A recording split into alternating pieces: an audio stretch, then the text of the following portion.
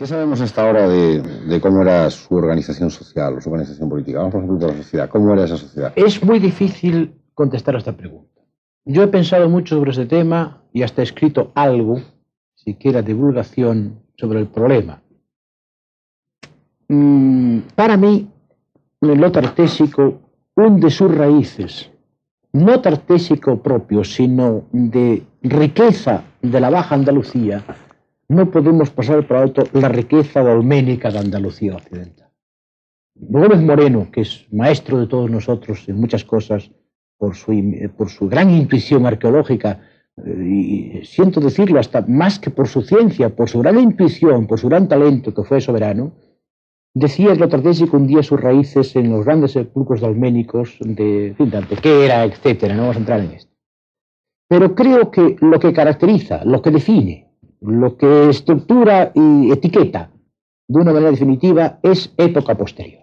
Es el bronce final donde lo tartésico, por esa influencia oriental que estamos todos de acuerdo en que la hay, tanto griega como fenicia, esto es evidente. Lo griego no tan esporádico como parece, pues la cita de Heródoto es muy poderosa, pero hay hallazgos como el casco de Jerez, como con los cascos militares, cascos de guerreros.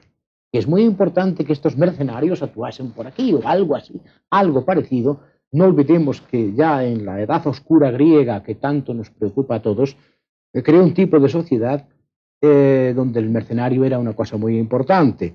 Y es posible, porque en los tratos que tiene Argantonio con los griegos, incluso pues, se ve que les ofrece su apoyo y que se establezcan allí si quieren ante la amenaza persa que se cierne sobre el oriente, sobre el occidente microasiático, o sea, el oriente mediterráneo. Es fácil que se apoyen estos dinastas, de alguna manera, porque la palabra dinasta se emplea también en los textos griegos. Sobre estos, yo no concibo lo tartesio como una unidad política. Me parece auténticamente imposible de concebir que haya un solo, digamos, haya un imperio, llamándolo así, llamándolo imperio territorial, o sea, que un jefe manda sobre una gran extensión territorial. Se dice que llegaba hasta Mastia. O sea, la idea es que llega desde en la costa occidental de Huelva, llegan hasta Mastia, o sea, hasta Cartagena. Yo creo que eso es muy difícil de demostrar. Pero si analizamos de una manera histórica las tumbas, las grandes tumbas que se han descubierto en los Aljará, en los Alcores, etcétera, ahí vemos un fenómeno muy curioso. Vemos grandes jefes, gente de gran poder que se entierra, pero que tiene en la tumba elementos de importación, de fabricación no española, digamos, o que da Fenicia de Cádiz. Pues Cádiz está actuando ahí muy cerca.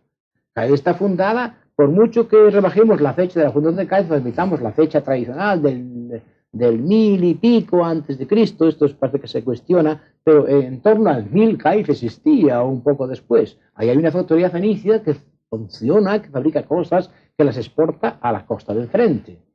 Estos tartesios, esta gente que tiene una mezcla de ricos y de bárbaros, porque hay que ver la diferencia estilística, digamos, anímica, y empleando el término de Montandón, animológica, entre una cosa de importación oriental perfecta, bien dibujada, y las cosas locales, las estelas, por ejemplo. Las estelas tienen un regusto indígena, un regusto bárbaro, un regusto de rico pero rico de pobres gustos, digámoslo así. De nuevo rico. De nuevo rico. Que era rico viejo, pero culto pobre, culto reciente, digámoslo así. Esto nos daría una idea de estas gentes. Por otra parte, como nosotros no podemos meternos más, podemos ver la vertiente final. O sea, cuando llega el Tartesio, que nuestro es tibetano ya, que llegan los romanos, vemos esta gente tan rica, esas páteras que hay que se regalan, esas cosas tan bonitas. Y sobre todo, un fenómeno que hemos olvidado quizá por falta de espacio, pero que yo quiero destacar, es que hay ya un comienzo de urbanismo. Esto es evidente. Cuando hay escritura, hay urbanismo. Si no hay urbanismo, no hay escritura. Es un fenómeno hoy demostrado en la historia universal clarísimo. Y los tartésicos, no hablo de las cosas de Estrabón, que más o menos no creo que sean defendibles, históricamente hablando, pero tenemos inscripciones que van cada vez remontándose más allá. Más allá. El profesor Baluquer, que es especialista en la escritura de esta época, quiero que me desmienta si me equivoco, pero creo que en torno al siglo VI, en la Baja Andalucía, hay escritura. Y si hay escritura... Bueno, no digo antes, ya sé que antes, pero no quiero decirlo por si acaso me dicen que no. Pero si en el siglo VI hay escritura, de la antes, por supuesto, eso revela una sociedad muy organizada, muy jerarquizada y muy burocratizada, que es lo fundamental de una gran cultura. Ahora, gran cultura que siempre he dicho siempre, lo he escrito, que es una gran cultura. Yo, la palabra me produce cierto resquemor, porque la gran cultura exige grandes edificios, gran escultura, y no hay escultura en la Cuarta Artésica. El profesor Blanco dijo y escribió, creo con acierto, sería una ciudad, si es que es una ciudad, no, por lo menos una ciudad, por supuesto, sería sin estatuas, ¿no? Y eso me frena un poco en mi idea de la gran cultura tartésica, pero los elementos de escritura son muy fuertes para mí, vamos. ¿Cómo es esa escritura, profesor Maluquer? Bueno, esto es uno de los problemas más graves que nos llevaría mucho tiempo. Porque por una parte tenemos las pruebas de escritura en grafitos que aparecen en cerámicas, cuya fecha hoy no se discute. Y esto remonta al siglo VI. Por otro lado, tenemos los problemas de las llamadas estelas con escritura del sudoeste, que Tobar llama a veces tartésicas, y que es todo un tema grandioso, que había sido el motivo alegado por el profesor Schulten para traer tirsenos de Asia Menor aquí, y que realmente es una escritura funeraria que responde a unos formularios, pero que para mí aún hoy no tengo yo, por lo menos absolutamente clara, su cronología. Siempre se han encontrado fuera de su contexto o han sido poco interpretadas en los últimos hallazgos portugueses cuando han salido en una necrópolis de varios contextos. Desgraciadamente, la rapidez en levantar las piezas sin llamar a la gente que están interesados en los temas hace que se pierdan observaciones que luego nos hacen falta para la interpretación. De todos modos, es evidentemente una prueba de urbanismo. Una prueba de urbanismo es una prueba de cultura importante. Por eso yo soy totalmente convencido de la importancia. Yo contradiría incluso a mi compañero en el aspecto político del asunto. Yo no digo que la idea de un gran imperio unitario sea verdad, pero si miramos a través del comercio y de las rutas comerciales, vemos que llegan a la Alta Andalucía rutas comerciales que unen con el Mediterráneo, tanto las directas que darán paso a la llamada Vía de la Plata, como indirectas muy importantes y cada vez más importantes que unen la Alta Andalucía con la zona cordobesa por el Valle de los Pedroches, con la zona minera de Cástulo y de Obulco y al final con Baza y con Villaricos, en definitiva. Es decir, si en un momento dado las mismas manifestaciones siguen unas rutas tan alejadas unas de otras, es que hay una cierta unidad mucho más amplia que la que se puede suponer.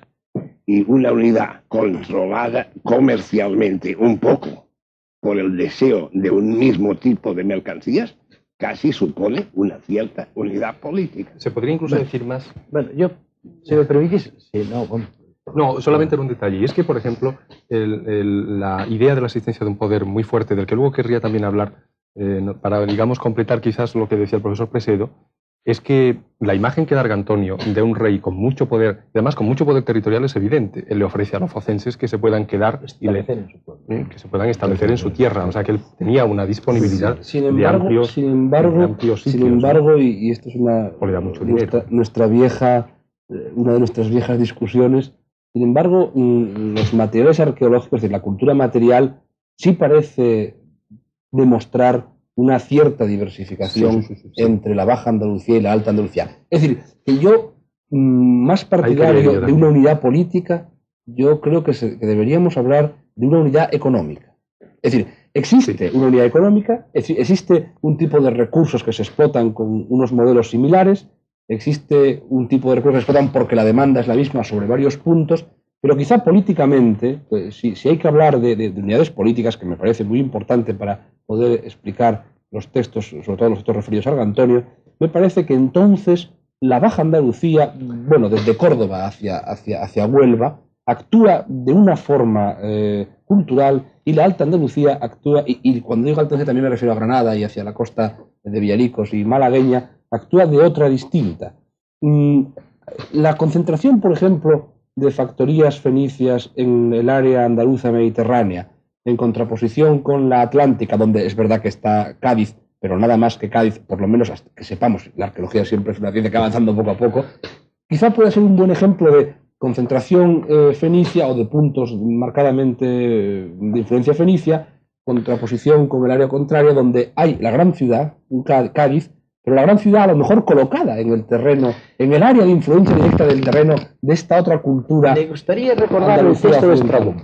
Hay un texto de Estrabón que ha sido repetido miles de veces, pero creo que no está interpretado en su dimensión real.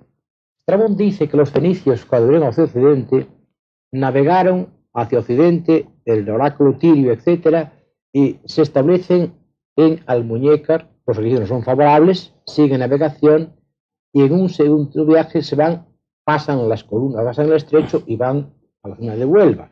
Tampoco es allí, y la tercera vez fundan Cádiz. Yo estoy convencido hoy, después de los hallazgos, y les di muchas vueltas, y acabo de publicar un trabajo sobre estos problemas, que la fundación de Almuñécar es la más antigua.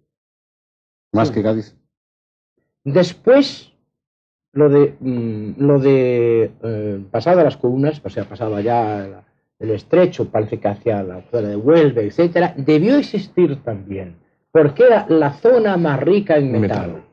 Ahora, estratégicamente hablando, políticamente hablando, la fundación ideal era Cádiz en una isla frente al continente.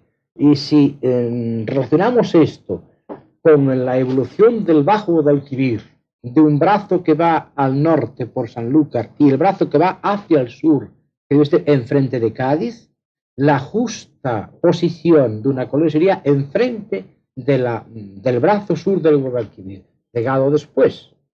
Una brisa. No podría ser que los oráculos lo que les pasaba era que decían que no era posible. Post-evento. No, donde había un cierto poder político que resistía a la instalación de colonias. El oráculo quiere decir a lo mejor, ahí no me puedo asentar porque ahí no el oráculo. Yo quería. Esto, todo el mundo sabe que los oráculos antiguos Eran los que dirigían. Era un disfraz. Hay oráculos romanos preciosos. En la Primera Guerra Púnica hay unos oráculos que el cónsul pide a los oráculos, y cuando quería que fueran favorables tenía los gansos sin comer, pues comían. Si los quería que fueran favorables, los atiborraba de comida. Eso, por supuesto, las trampas eclesiásticas siempre existieron, con perdón.